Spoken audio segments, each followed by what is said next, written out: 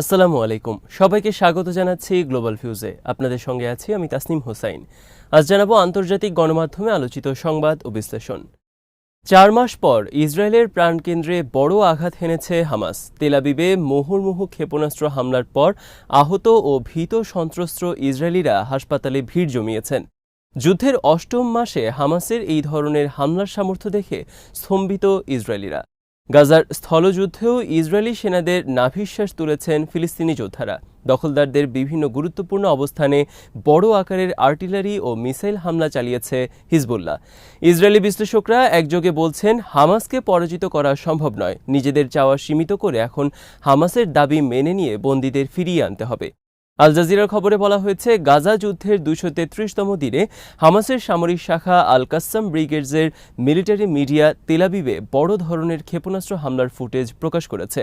প্রায় ৪ মাস পর ইসরায়েলের বাণিজ্য কেন্দ্রে হামলা চালালেন তারা। ৮ মাস ধরে ইসরায়েলি বাহিনীর সর্বোচ্চ শক্তি প্রয়োগের মধ্যে গাজা থেকে চালানো এই হামলাকে ফিলিস্তিনি প্রতিরোধ যোদ্ধাদের অটুট সামরিক সামর্থ্যের বহিঃপ্রকাশ বলে মনে করছেন অনেক বিশ্লেষক। ইসরায়েলের সামরিক বাহিনী জানিয়েছে, গাজার সর্বদক্ষিণের শহর রাফা থেকে তেল আবিবে অন্তত ৮টি ক্ষেপণাস্ত্র ছুড়েছে হামাস। হামাসের সামরিক শাখা টেলিগ্রামে দেওয়া এক পোস্টে জানিয়েছে, ইসরায়েলি গণহত্যার প্রতিবাদে তেল আবিবকে নিশানা করে বেশ কিছু ক্ষেপণাস্ত্র ছুড়েছেন তাদের যোদ্ধারা। তেল আবিবে এএফপির এক প্রতিনিধি জানিয়েছেন, সেখানে অন্তত ৩টি ভয়ঙ্কর বিস্ফোরণের শব্দ শুনেছেন তিনি। আন্তর্জাতিক সম্প্রদায়ের উদ্বেগ এবং আহ্বান উপেক্ষা করে রাফায় ইসরায়েলি সেনারা স্থল অভিযান শুরুর কয়েকদিনের মাথায় এই হামলা চালানো হলো। বিবিসি জানিয়েছে, হামাসের হামলার সময় ইসরায়েলের হার্জলিয়া ও পেটা টিকভা সহ অন্যান্য নগর ও শহরে বিপদ সংকেত বাজানো হয়। দীর্ঘদিন পর সাইরেনের শব্দে সাধারণ ইসরায়েলিদের মধ্যে ছোটাছুটি শুরু হয়ে যায়। ইসরায়েলি গণমাধ্যমের হার্জলিয়ার একটি ভবনের পাশে ক্ষেপণাস্ত্রের খণ্ডিত অংশের ফুটেজ প্রকাশ করেছে। অন্য আরেকটি ভিডিওতে দেখা যায় একটি বাড়ির একাংশ ক্ষতিগ্রস্ত হয়েছে। আরেকটি ফুটেজে হামাসের ক্ষেপণাস্ত্রের আঘাতে সাবার কেন্দ্রীয় শহরের কাছে একটি খোলা জায়গায় বড় গর্ত দেখা গেছে। ইসরায়েলের অ্যাম্বুলেন্স পরিষেবা বিভাগের ম্যাগেন ডেভিড অ্যাডম বলেন, তীব্র উদ্বেগ এবং ভয় পাওয়া অনেককে চিকিৎসা দিতে হচ্ছে। খবরে বলা হয়, ইসরায়েলের অর্থনৈতিক কেন্দ্র তেল আবিব দেশটির বৃহত্তম শহর। জানুয়ারিতে সর্বশেষ হামলার পর গত কয়েক মাসে শহরে কিছুটা স্বাভাবিকতা ফিরে এসেছিল, কিন্তু আবারও হঠাৎ করে হামাসের ক্ষেপণাস্ত্র হামলায় আতঙ্কিত হয়ে পড়ছেন তেল আবিবের বাসিন্দারা। তেল আবিবে হামলা ছাড়াও আল কাসসাম ব্রিগেডস রোববার উত্তর গাজার জাবালিয়া শরণার্থী শিবিরে আল খুলাফা আল রাশিদুন মসজিদের পাশে ইয়াসিন অ্যান্টি ট্যাঙ্ক শেলের মাধ্যমে ইসরায়েলের একটি মার্কাভা ট্যাঙ্ক, একটি ট্রুপ ক্যারিয়ার ও একটি D9 মিলিটারি বুলডোজারে আঘাত করেছে। শিবিরের পূর্বে আল আনসার মসজিদের পাশে আরেকটি মার্কাভা ট্যাঙ্কে শাওয়াজ এক্সপ্লোসিভ ডিভাইসের বিস্ফোরণ ঘটান তারা। তাছাড়া আল কাসসামের যোদ্ধারা 114 ক্যালিবারের শর্ট রেঞ্জের রাজুম রকেটের মাধ্যমে নেতজারিমে অবস্থান নেওয়া দখলদার বাহিনীর ওপর হামলা চালান। রোববার প্রকাশিত অন্য এক ফুটেজে জাবালিয়া ক্যাম্পে দখলদারদের সঙ্গে হামাসের যোদ্ধাদের প্রচণ্ড লড়াইয়ের দৃশ্য দেখা যায়। ইসলামিক জিহাদ আন্দোলনের সামরিক শাখা আল কুদস ব্রিগেডস জাবালিয়ার কাসাসিবে ইসরায়েলি সেনাদল এবং তাদের সরঞ্জামকে লক্ষ্য করে বিপুল পরিমাণ মর্টার শেল ছুড়েছে। ক্যাম্প থেকে ফিরে এসে কুদসের যোদ্ধারা জানিয়েছেন, সেখানে একটি ভবনে অবস্থান নেওয়া ইসরায়েলি সেনাদের উপর অ্যান্টি পার্সোনেল শেল নিক্ষেপ করেন তারা। এতে সেনাদের মধ্যে নিশ্চিতভাবে হতাহতের ঘটনা ঘটে। এদিন উত্তর গাজার বেইত লাহিয়ায় তাদের যোদ্ধারা ইসরায়েলি সেনাদের বিরুদ্ধে মেশিনগান এবং অ্যান্টি আর্মার শেল ব্যবহার করে তীব্র লড়াইয়ে লিপ্ত হন। গাজার দক্ষিণে, বিশেষ করে রাফার সালাহ আল দিন গেটের পূর্বে কুদসের যোদ্ধারা RPG শেলের মাধ্যমে ইসরায়েলি সামরিক যানে হামলা করেন। তাছাড়া গাজার পাশের বসতিগুলোতে বিপুল পরিমাণ রকেট ছোড়েন তাদের যোদ্ধারা। এদিন আশকেলনে রকেট নিক্ষেপের ভিডিও প্রকাশ করেছে আল কুদস। তাদের অন্যান্য ফুটেজে ওয়াফাকিম মিলিটারি ঘাঁটিতে রকেটের ব্যারেজ নিক্ষেপের দৃশ্য দেখা গেছে। কাসসাম কুদসের পাশাপাশি যুদ্ধের ময়দানে সক্রিয় ছিল গাজার অন্য প্রতিরোধ সংগঠনগুলো। রোববার জাবালিয়া শরণার্থী শিবিরের আল খুলাফা আল রাশিদুন মসজিদের পাশে ইসরায়েলি ট্রুপ ক্যারিয়ারে RPG শেলের মাধ্যমে আঘাত হানে আল আকসা মর্টার্স ব্রিগেড। একই এলাকায় মেশিনগানের মাধ্যমে ইসরায়েলি সেনাদের সঙ্গে তীব্র লড়াই করেন তারা। শরণার্থী শিবিরে দখলদার সেনাদল এবং তাদের সামরিক সরঞ্জামকে লক্ষ্য করে বোমা হামলা করেন তাদের যোদ্ধারা। শিবিরের উত্তরে তাদের স্নাইপারের গুলিতে এক ইসরায়েলি সেনা নিহত হন। বেইত লাহিয়ায় ও তারা মেশিনগান ও RPG শেলের মাধ্যমে সেনাদের বিরুদ্ধে সংঘর্ষে লিপ্ত হন। তাছাড়া রোববার গাজার সর্বত্র ইসরায়েলি সেনাদের বিরুদ্ধে অভিযান পরিচালনা করেছে আবু আলী মুস্তাফা ব্রিগেডস, আল নাসের সালাহ আল দিন ব্রিগেডস ও মার্টার ওমর আল কাসিম ব্রিগেডস। লেবাননের প্রতিরোধ আন্দোলন হিজবুল্লাহ বলেছে রোববার ইসরায়েল অধিকৃত জাল আল আলম সাইট এবং এর চারপাশে মোতায়েন ইসরায়েলি সেনাদের লক্ষ্য করে বড় আকারের আর্টিলারি ও মিসাইল হামলা চালিয়েছেন তারা।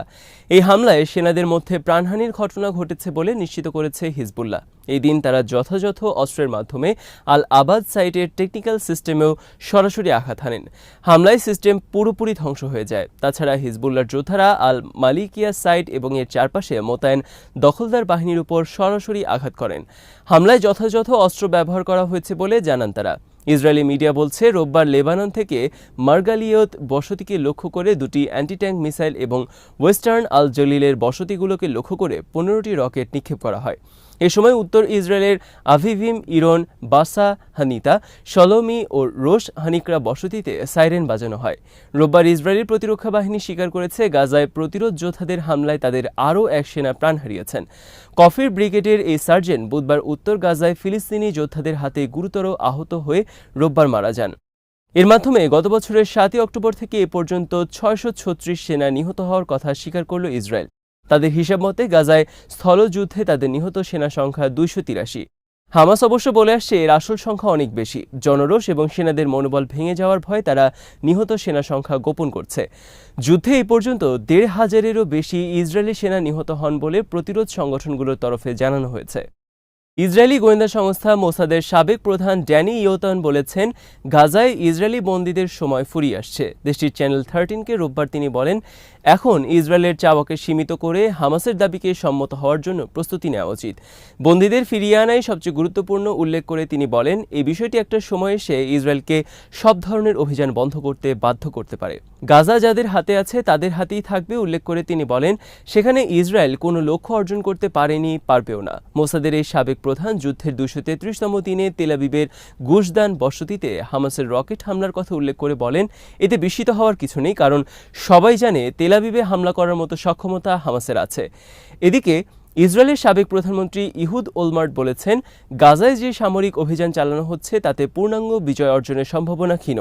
দেশটির সম্প্রচার মাধ্যম কান কে ওয়েলমার্ট জানান, গাজায় পূর্ণাঙ্গ বিজয় অর্জন বা হামাসকে সম্পূর্ণভাবে ধ্বংস করার কোনো সুযোগ নেই। ইহুদ ওলমার্ট এই আগ্রাসনকে একটি স্থবির যুদ্ধ উল্লেখ করে বলেন, এই যুদ্ধ নেতানিয়াহু এবং তার সরকারের কয়েকজন চরমপন্থীর স্বার্থ ছাড়া ইসরায়েলের কোনো স্বার্থ রক্ষা করছে না। ইরানের ভারপ্রাপ্ত প্রেসিডেন্ট মোহাম্মদ মোকবার বলেছেন, প্রেসিডেন্ট সাইদ ইব্রাহিম রাইসির মৃত্যুর পর ইরান তার প্রতিরোধপন্থী নীতি অব্যাহত রাখবে। মধ্যপ্রাচ্যের প্রতিরোধকামী সংগঠনগুলোর প্রতি, বিশেষ করে ফিলিস্তিনি সংগঠনগুলোর জন্য ইরানের সমর্থনে কোনো পরিবর্তন আসবে না। ফিলিস্তিনের ইসলামিক জিহাদ আন্দোলনের মহাসচিব জিয়াদ আল নাখালার সঙ্গে রোববার টেলিফোন আলাপে ইরানের ভারপ্রাপ্ত প্রেসিডেন্ট বলেন, ইব্রাহিম রাইসি এবং পররাষ্ট্রমন্ত্রী হোসেইন আমির আবদুল্লাহিয়ান ফিলিস্তিনি জনগণের অধিকারের ব্যাপারে অত্যন্ত উদ্বিগ্ন ছিলেন, কিন্তু তাদের মৃত্যুর কারণে প্রতিরোধ সংগঠনগুলোর প্রতি সমর্থনের বিষয়ে ইরানের নীতিতে কোনো ধরনের পরিবর্তন আসবে না। তিনি আরও বলেন, ইসরায়েলি আগ্রাসন এবং অপরাধযোগ্য মোকাবেলায় প্রতিরোধ হচ্ছে সবচেয়ে কার্যকর পন্থা। সৌদি আরবের পররাষ্ট্রমন্ত্রী ফয়সাল বিন ফারহান ব্রাসেলসে আরব ও ইউরোপীয় পররাষ্ট্রমন্ত্রীদের বৈঠকের পর রোববার জানিয়েছেন, ফিলিস্তিন রাষ্ট্র না থাকলে ইসরায়েলেরও অস্তিত্ব থাকবে না। একই সঙ্গে 1967 সালের সীমানা অনুযায়ী স্বাধীন ফিলিস্তিন রাষ্ট্র প্রতিষ্ঠার দাবি পুনর্ব্যক্ত করেন তিনি। ফয়সাল বলেন, দ্বিরাষ্ট্রভিত্তিক সমাধানে বিশ্ব সম্প্রদায়ের ঐকমত্য রয়েছে। বিশ্ব যে সমাধানের মাধ্যমে এই অঞ্চলের নিরাপত্তা চাচ্ছে সেটি ইসরায়েল স্বীকার করে না। এটি খুবই উদ্বেগের বিষয়।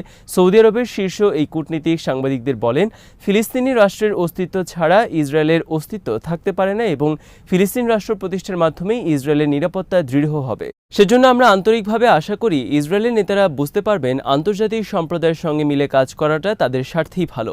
ফয়সাল বলেন, শুধুমাত্র ফিলিস্তিনি কর্তৃপক্ষকে শক্তিশালী করলেই হবে না, বরং 1967 সালের সীমানা অনুযায়ী একটি ফিলিস্তিন রাষ্ট্র প্রতিষ্ঠা করতে হবে।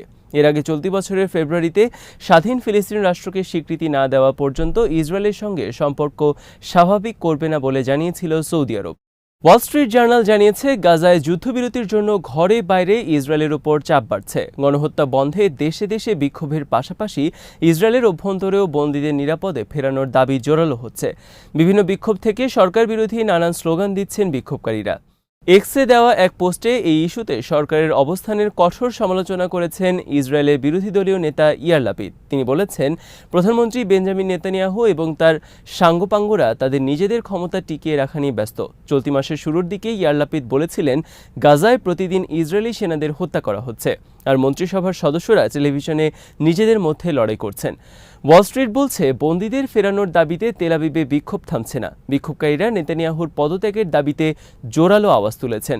বিক্ষোভের অনেকের হাতেই থাকছে বন্দীদের ছবি, কারো কারো হাতে থাকা ব্যানারে লেখা থাকছে, এখনই যুদ্ধ থামাও। বন্দীদের ফেরাতে ইসরায়েলে বিক্ষোভের মধ্যে গাজার জাবালিয়া থেকে যুদ্ধরত একদল ইসরায়েলি সেনাকে বন্দী করার দাবি করেছে হামাস। এরপর নেতানিয়াহুর উপর অভ্যন্তরীণ চাপ আরও জোরালো হয়েছে। এদিকে নানামুখী চাপে যুদ্ধবিরতি নিয়ে হামাসের সঙ্গে নতুন করে আলোচনায় বসতে চাচ্ছে ইসরায়েল। এ বিষয়ে অবগত একজন কর্মকর্তা জানিয়েছেন, আবারও আলোচনা শুরুর সিদ্ধান্ত হয়েছে। এই প্রক্রিয়ায় কাতার ও মিশর মূল মধ্যস্থতাকারীর ভূমিকায় থাকলেও যুক্তরাষ্ট্রের সক্রিয় অংশগ্রহণ থাকবে। জানা গেছে, সবকিছু ঠিক থাকলে মঙ্গলবার থেকেই আলোচনায় বসতে পারে বিবাদমান দুই পক্ষ। কিন্তু এই খবর অস্বীকার করে শনিবার হামাস বলেছিল, আলোচনার আর প্রয়োজন নেই। যুদ্ধের সমাপ্তি এবং বন্দি বিনিময় সংবলিত মধ্যস্থতাকারীদের প্রস্তাবে হামাস সম্মতি দিয়েছে। এখন ইসরায়েল রাজি হলেই সমাধান আসবে। যুদ্ধের পূর্ণাঙ্গ সমাপ্তি ছাড়া কোনো চুক্তিতে আসবে না বলে সাফ জানিয়ে দিয়েছে গাজার এই শাসক গোষ্ঠী। আল জাজিরা বলছে, আন্তর্জাতিক বিচার আদালতের আদেশ উপেক্ষা করে রাফায় অবিরাম হামলা চালিয়ে যাচ্ছে ইসরায়েল। শহরটি নির্ধারিত সেফ জোনে বাস্তুচ্যুত ফিলিস্তিনিদের জন্য তাঁবুর তৈরি করা একটি ক্যাম্পে রোববার বোমা হামলা চালিয়েছে ইসরায়েল। এতে নারী শিশুসহ প্রায় 40 জন নিহত হয়েছে। ফিলিস্তিনি কর্মকর্তারা জানিয়েছেন, জাবালিয়া, গাজা সিটি, নুসেইরাত সহ বিভিন্ন এলাকায় বাস্তুচ্যুত ফিলিস্তিনিদের উপর হামলায় আরও 160 জন নিহত হয়েছেন। 7 অক্টোবর গাজায় ইসরায়েলি হামলা শুরুর পর এই পর্যন্ত 35,984 ফিলিস্তিনি নিহত হন, যাদের অধিকাংশই শিশু এবং নারী। আজ এখানেই শেষ করছি। সবাই ভালো থাকুন, সুস্থ থাকুন আর দেখতে থাকুন বিডি ভিউজ। চ্যানেলটি ভালো লাগলে সাবস্ক্রাইব করুন। সংযুক্ত থাকুন আমাদের ফেসবুক পেজে। আল্লাহ হাফেজ।